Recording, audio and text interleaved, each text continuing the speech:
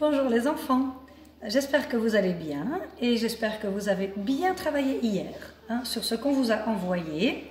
C'est très important, on l'a déjà dit, de continuer à travailler comme à l'école parce que ce ne sont pas les vacances et qu'il faut bien continuer à apprendre ici en P1. Si vous avez eu des petits soucis hier dans le travail à faire, demandez à papa ou à maman de nous envoyer un message et comme ça, nous, on essaye de trouver une solution à ces petits soucis. D'accord?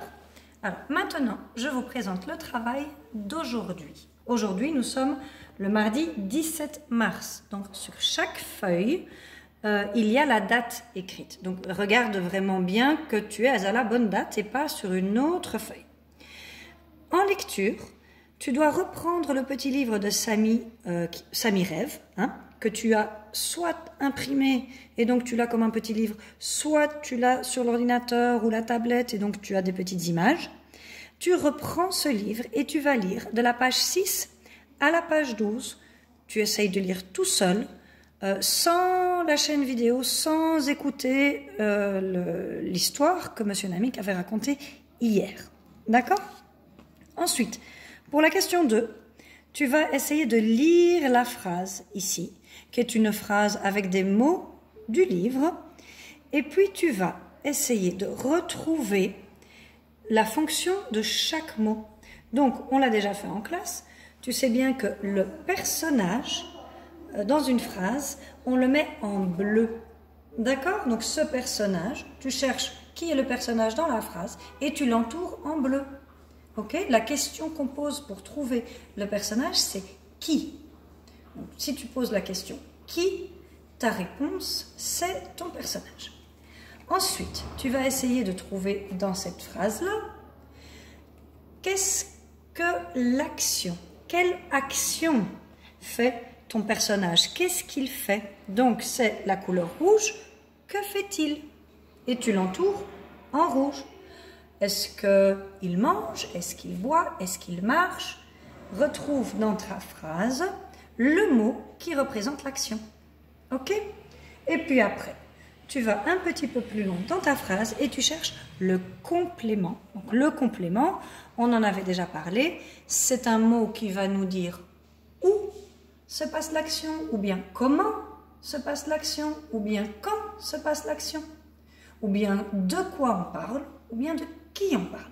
Donc tu cherches dans cette petite phrase quel est le complément et tu l'entoures en vert. D'accord? Ça, c'est pour la lecture. Maintenant, en mathématiques, donc pour les nombres, nous avons donné 7 nombres, mais qui sont dans le désordre. Alors, ce qu'on te demande de faire, c'est de bien les regarder et de les remettre dans l'ordre croissant. L'ordre croissant, ça veut dire quoi? Ça veut dire du plus petit jusqu'au plus grand.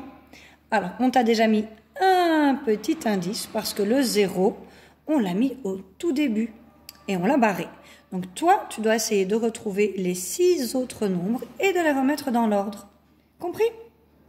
Ensuite, tu vas venir ici et on va un petit peu parler de l'unité de recherche. Donc, on parle des transports, tu le sais bien, et on va te demander de cliquer sur ce lien et d'aller regarder l'épisode 3 du film qui s'appelle « Tour du monde en 80 jours ».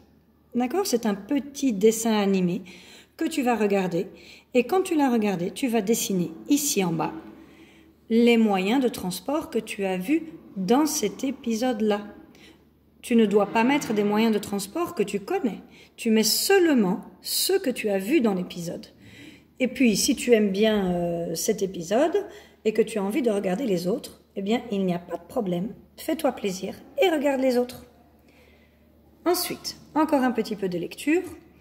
Et là, tu vois, c'est le même texte que celui que tu as lu hier pour essayer de trouver le son de la semaine. Mais cette fois-ci, tu vas aller écouter la lecture de ce texte sur YouTube. Cette lecture est lue par Madame Sylvie, donc tu trouveras la vidéo sur la chaîne YouTube des P1. Tu l'écoutes, tu lis en même temps. Et puis tu vérifies surtout que hier tu avais lu correctement. Ok? Ensuite, la deuxième chose que tu fais, c'est que tu vas retrouver toutes les lettres V en majuscule ou en minuscule. et tu les entoures. D'accord? Et puis pour terminer, là, tu dois demander à papa ou maman d'imprimer la fiche d'écriture qu'on a envoyée. Donc il y a une feuille avec l'écriture du V, en attaché bien sûr, que tu dois compléter pour apprendre à bien écrire cette lettre qui n'est pas toujours facile à écrire parce qu'elle a une petite main qui donne la main à la lettre d'à côté. Et voilà, ça c'est pour aujourd'hui. J'espère que tout va bien se passer, que tu vas bien travailler et on va se revoir demain. Au revoir.